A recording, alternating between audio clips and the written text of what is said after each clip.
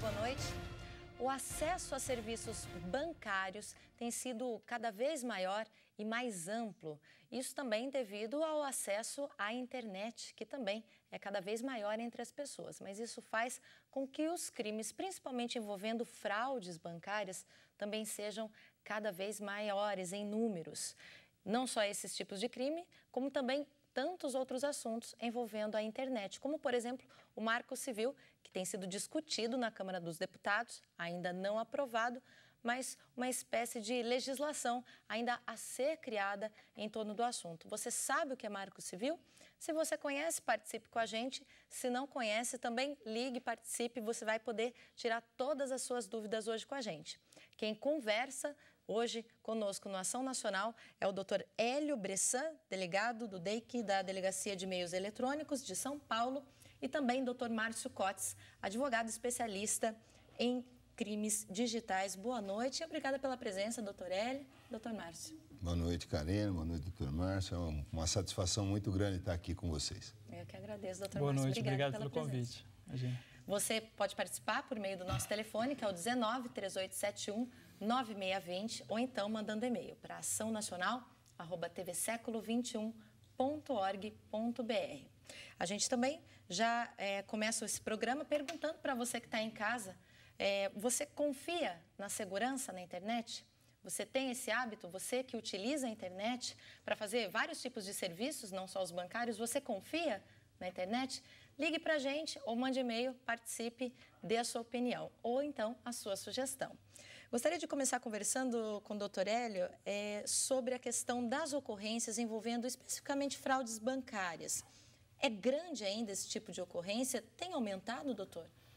Karina, infelizmente a tendência é essa, tem aumentado bastante. E o mais lamentável de tudo isso é que a gente vê que as pessoas que estão praticando esse tipo de delito, eu nem poderia dizer que eles estão praticando um delito, porque a imensa maioria são de pessoas menores de idade. Na faixa de 15, 16, 17 anos é onde se encontra uma grande massa que acaba exigindo da polícia um trabalho muito grande, porque eles têm assim um traquejo muito simples com a internet, eles conseguem mexer, é muita facilidade. Então, infelizmente, tem crescido bastante e a gente vê que as pessoas... Mas, assim, normalmente as pessoas acabam caindo nesses golpes, basicamente por falta de atenção. Um pouco mais de atenção, um pouco mais de cuidado, né, no manusear, no entrar, no observar. Isso acaba levando a pessoa a não ser vítima. Para a gente explicar para quem está em casa, como esses casos se apresentam, por exemplo, na sua delegacia? Geralmente, o que acontece quando uma pessoa chega vítima desse tipo de situação? Nós temos lá bastante casos que envolvem, em primeiro lugar, uma criação de páginas falsas de banco. E a pessoa acaba recebendo um e-mail do banco. O banco não manda e-mail para ninguém. É bom que o nosso telespectador saiba disso. O banco não manda e-mail para ninguém para que você se cadastre em alguma coisa, para que você coloque sua senha. Isso não existe. Os bancos não fazem isso. Por mais real que possa parecer o e-mail. Por mais real que possa parecer, né? Para que você faça alguma coisa junto ao banco, você acessa a página do banco e não recebe esta página por intermédio de um e-mail. Um golpe que tem surtido bastante efeito, infelizmente, que tem crescido bastante, são os empréstimos que as pessoas acabam fazendo também em páginas falsas de órgãos que se destinam a fazer esse tipo de empréstimo.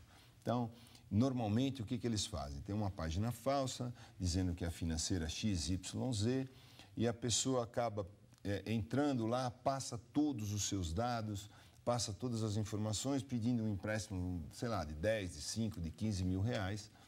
E aí essas pessoas demoram um tempinho, falam, olha, realmente seu crédito foi aprovado, que maravilha, tal, mas para você ter esse empréstimo, você precisa fazer o depósito de um determinado valor que é a respeito do seguro, tal. E aí a pessoa acaba fazendo um depósito numa conta de uma pessoa física, quer dizer... um pouquinho, falta de atenção realmente, né? A pessoa tem que se ligar... Pode ser evitado. Pode ser evitado, né? E as garantias, a pessoa... Assim, eu costumo dizer, né, que as pessoas se confessam na internet. As pessoas sentam atrás de uma máquina e pura e simplesmente conversam com aquela máquina como se estivesse conversando com alguém que elas conhecem há muitos anos. Quer dizer, você não para na rua e começa a conversar com uma pessoa que você não conhece e você não fica dizendo o nome do seu pai, da sua mãe, o número do seu RG, onde você trabalha, quanto você ganha, não diz absolutamente nada. E como é que você fala isso para uma máquina que você não sabe quem está lá atrás? Então, a imensa maioria dos problemas que a gente tem é porque o próprio usuário acaba causando para ele. Doutor Márcio, nesse caso, cabe processo? Como é que funciona? Cabe, assim como no mundo real, no mundo virtual, a lei ela também é aplicada, né? Mesmo porque essa sensação, essa falsa sensação de anonimato ou impunidade que a internet traz, ela não passa de uma sensação. O Estado ele tem ferramentas, digamos assim, para poder fazer valer a norma jurídica. E não é porque nós não temos uma lei específica para a internet no país de que as leis que nós já temos deixam de ser aplicadas a essas situações, né? Mesmo porque a internet ela passa a ser só um meio para a prática do crime. O meio ele é virtual, mas as consequências são bem reais. Bom, é difícil a gente fugir disso, porque o acesso à internet é cada vez maior e as pessoas se tornam dependentes, né, doutor, da internet, cada vez mais para fazer as atividades do dia a dia. Eu queria até concordar com o doutor Márcio, mas eu queria deixar caracterizado aqui o seguinte: essa falta de legislação específica para um crime, né, torna esse crime, a penalização disso, muito pequena. A minha preocupação aqui, doutor, até aproveitando o espaço, antes de mais nada, passar para o telespectador de que, querendo ou não, existe uma legislação. Sim, eu acho que, assim, na sua grande maioria, existem pessoas que entendem que aquilo que ela faz na internet não é alcançado pela legislação. Então, assim, o primeiro recado é, a legislação, ela existe. Sim. O que não existe é uma legislação específica que, de fato, seria conveniente, que existem mais de 30 projetos em andamento, mas que, infelizmente, não viraram lei. Isso. Né? Sem dúvida nenhuma, eu concordo que o mais adequado é uma lei específica para essas questões. Agora, o que a gente tem que deixar claro é que não é pela ausência de uma lei específica que nós todo mundo pode sair fazendo o que quiser e a gente também prestar atenção como usuário. Exatamente. A gente percebe já no início do programa como surgem dúvidas a respeito desse assunto, né? Até mesmo entre as autoridades. Se você que está em casa também tem dúvidas sobre isso, liga para a gente, 1938719620 ou manda e-mail, a gente vai estar esclarecendo tudo isso na medida do possível ao longo do programa. Antes, a gente vai para um rápido intervalo e volta daqui a pouquinho com mais informações sobre essa questão de crimes por internet e como você pode se prevenir disso. Até daqui a pouco.